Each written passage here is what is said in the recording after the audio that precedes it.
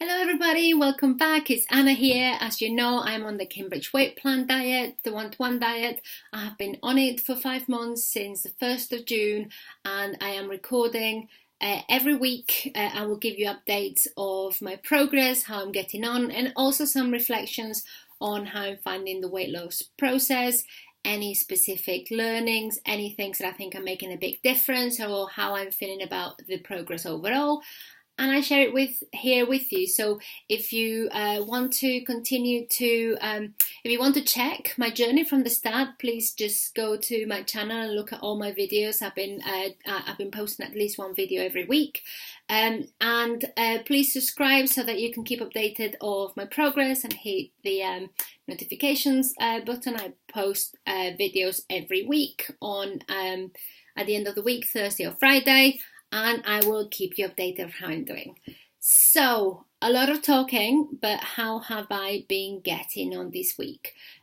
First of all, you will notice this, with the weather changing, I have been so cold all the time. So this donut scarf thing has become my second skin. It's with me wherever I go. It keeps me toasty and it keeps me happy. After being cold for about 2 to 3 weeks non-stop, don't forget I have lost, if you watched my video last week, at that point I had lost 33 kilos. So that is a substantial amount of weight to lose, 5 stones up to that point. So I've basically lost my duvet and therefore I'm feeling the cold a lot more than I would have been doing before. I had this duvet that I carried with me and now it's not there anymore. So I feel cold, but I have noticed that with the right scarf, my neck gets cold very quickly, but also if it gets really bad, I will have 3 layers of clothes. Oh, my dog wants to come in. Should I show you my dog? She's been a bit moody. Let me see what I'm doing. Bear with me 1 second. Come on, you. Come on. Here we go. This is the dog. This is the terror. Right? Okay, so this is my companion. You've heard me talking about walking the dog. Not the biggest dog. We don't walk that far. She's getting later as she's getting older, but she's great. So, yes, that is Lady, my Westie. So anyway, before we were so rudely interrupted, she needs attention and she wants a walk. We'll get to it. So, as you know, I have been on it. I've said I've lost my duvet, but now this second skin comes with me wherever I go. I'm wearing 3 layers worth of clothing. I finally feel warm. So, yeah, that. And remember I mentioned the Yorkshire tea biscuit flavour? That's become my best friend. So a cup of tea on that, and I feel like I can smell the cookies or the biscuit even if not tasted. That's really helping me at the moment. Anyway, you don't want to know about all of that. What you want to know is what's been my progress so far and how have I been getting on. So, yes, I'm coming to, I'll get to the point, but just to recap, last week I dropped down from 4 products to 3 products a week. And if you've seen my previous videos, you will know that I was a little bit apprehensive about doing that. I wasn't sure how it was going to be. It's going from 800 calories to 600 calories, and I was worried about the implications, how I would be feeling, or whether I would find it hard. Well, I didn't find it half as hard as I thought. And then I got weighed, and now I'm definitely not finding it as hard as I thought, because I had some amazing results last week. I couldn't believe how good they were. I was expecting good results. I wasn't expecting it that good. So without further ado, the weight loss of the week was 2.2 kilos, which is 4.9 pounds, effectively 5 pounds.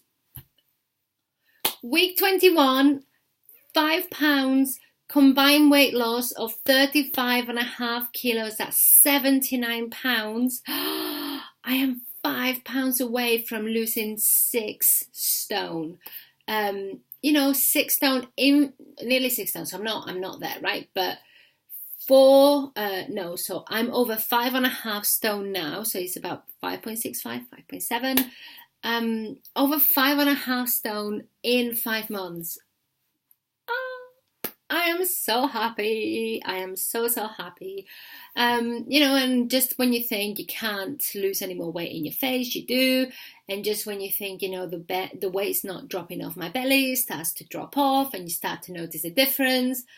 It is making such a big difference. I bought new trousers a couple of weeks ago, and all of a sudden, those trousers, they were a little bit tight on the belly. Now they're starting to get loose, and I can say that in about 2 weeks, they will probably be too big to wear, not even with a belt, because the legs are starting to look massive and they will just fold up too much. So yeah, I'm going to have to be very careful with the whole trouser situation, because I seem to be going down the sizes very, very quickly. But it is a great problem to have. So don't get me wrong, I am not complaining. I am delighted with the results. I am so happy. I can deal with a cold. I can deal with the 3 products. My cup of tea keeps me happy. What I have done is, reacted to what I needed to do and then just change my routines a little bit. So instead of having a product every 4 hours, I used to get to work about 7:30, 8 o'clock, and then that's when I would have my first shake. Then at 12, I'd have a bar or a soup.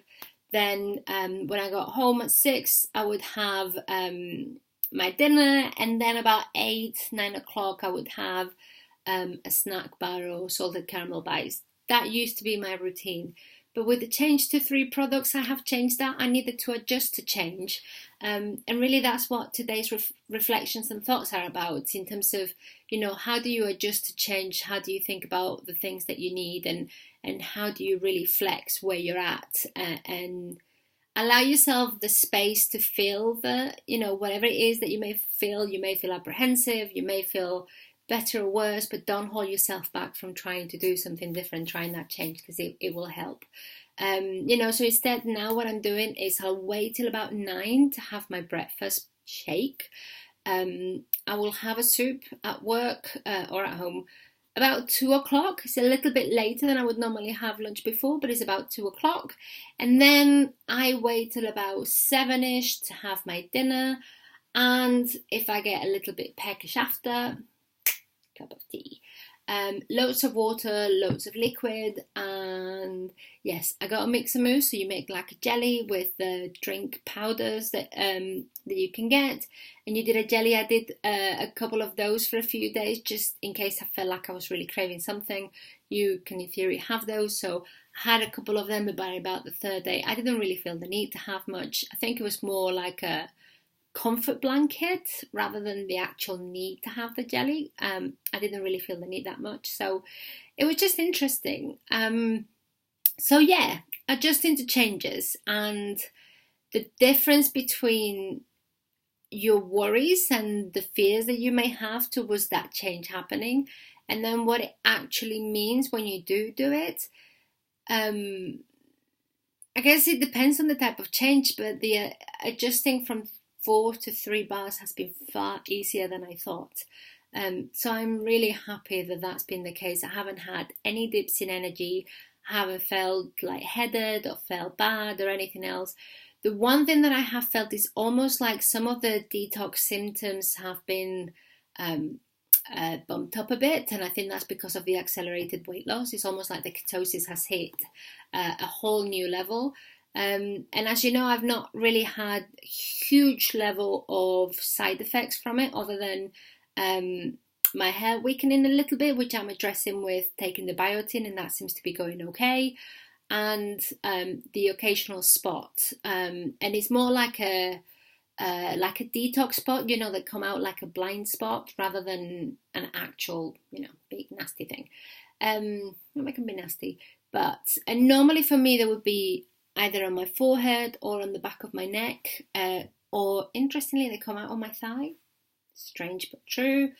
This time I've had more on the back of my neck. I've had a few more around here. They kind of go after 2 to 3 days if you leave them alone, which for me can be a challenge. And today I've come up with this massive thing here which is growing. I'm sure that for you it doesn't look massive, it doesn't look any different. For me, it looks huge, it feels huge. It's blind, it's detox, it'll go away. My body's processing, it's doing its thing. It's a good sign, hate spots, but it's the fact that it is a detox spot, which means that my body is clearing fat and is clearing toxins, and this is the way to do it. So if that's what it needs to do, that's what it needs to do. So that's not so bad, but I've said adjusting to change, and of course I'm super positive. I like to be positive, but I do reflect truly on how I feel about things. Now, one thing that I have been very conscious of is the shift to food.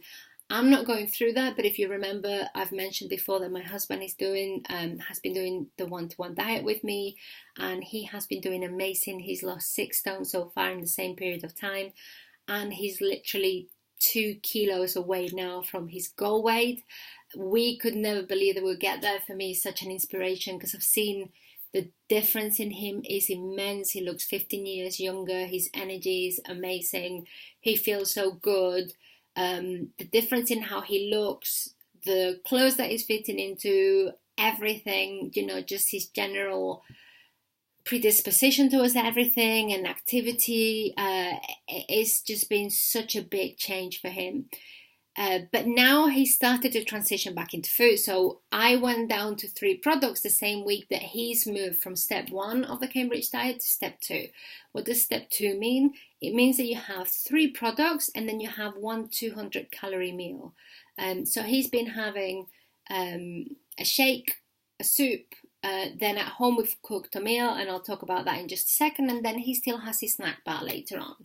And that's been okay for him. But where I've noticed that he has struggled is with the association of food and portions and sizes and perception versus the reality. So a 200-calorie meal, when you break it down into protein and veg, it's not a huge amount. So for example, we did steak and broccoli, which you think great, healthy if you don't cook it with any oil, etc. But we cut the steak very thin, but it was 100 grams of steak to get to about 170 calories.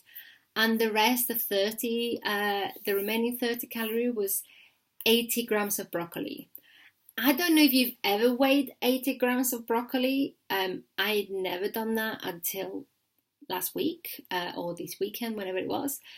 And 80 grams of broccoli is literally 2 florets of broccoli, 2 of the little heads.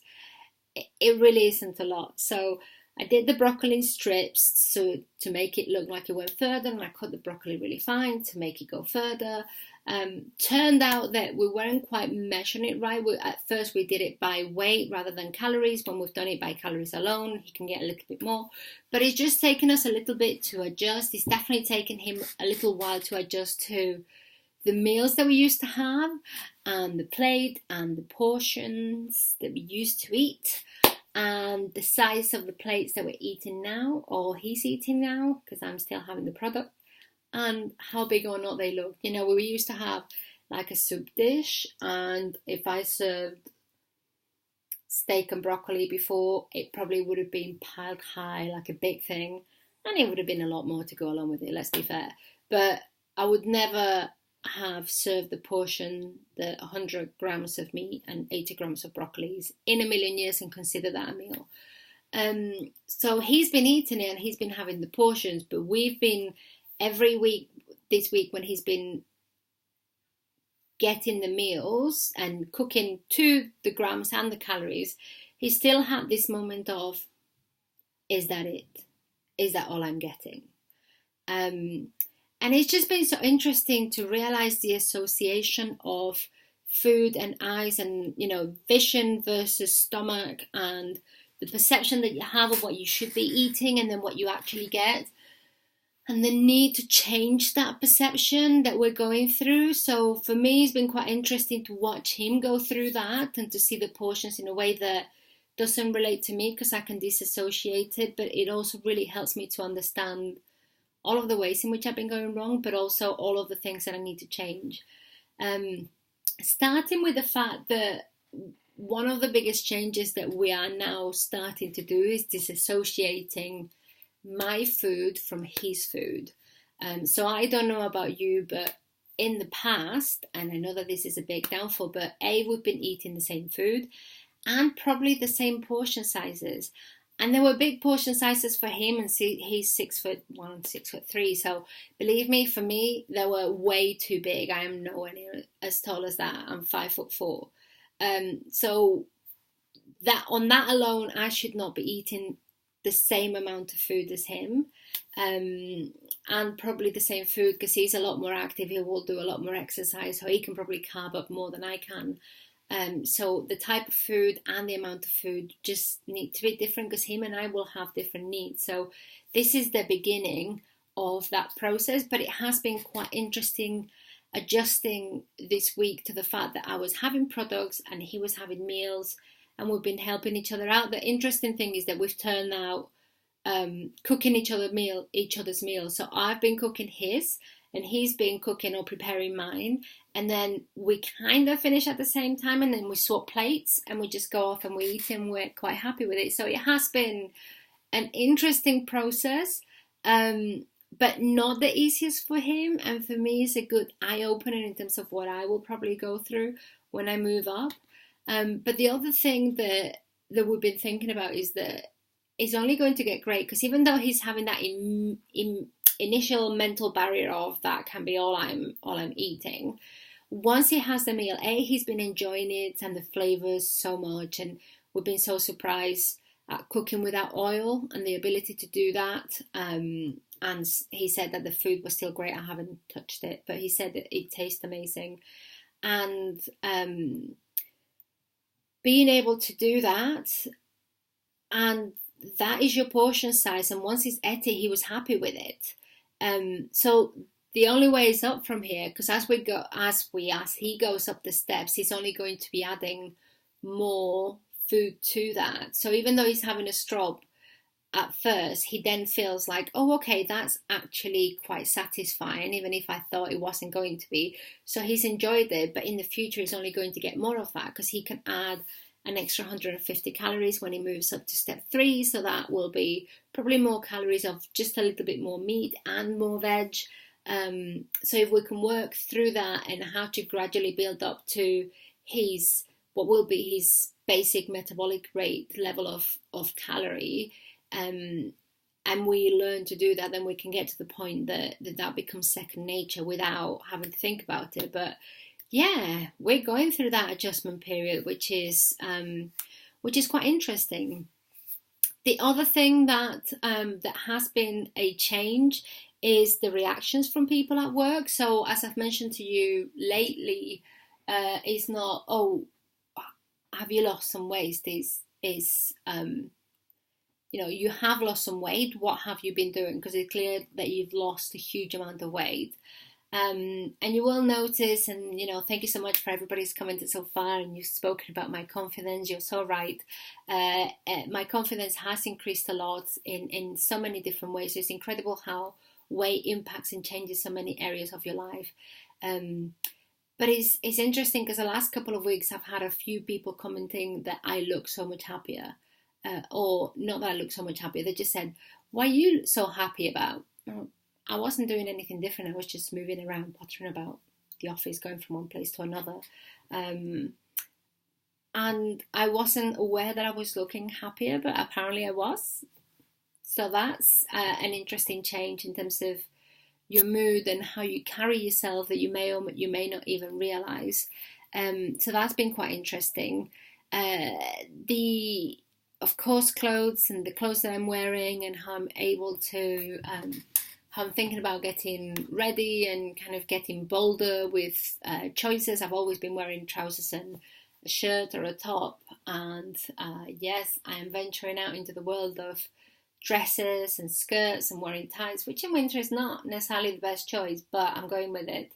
And that's a lot different from me. It's not something I feel incredibly comfortable doing. So that's been a big change, but I'm starting to embrace doing things a little bit different and taking bigger risks. So that's been quite interesting to see. And the other thing that is changing is people's reactions to me. So when I first started this journey and this process and my weight loss, back at the start of June, you know, 5.5 stone heavier, significantly overweight. I used to get a lot of looks from people. So I would notice people literally staring at me. They would look at you, they would look down at your belly, back at your face.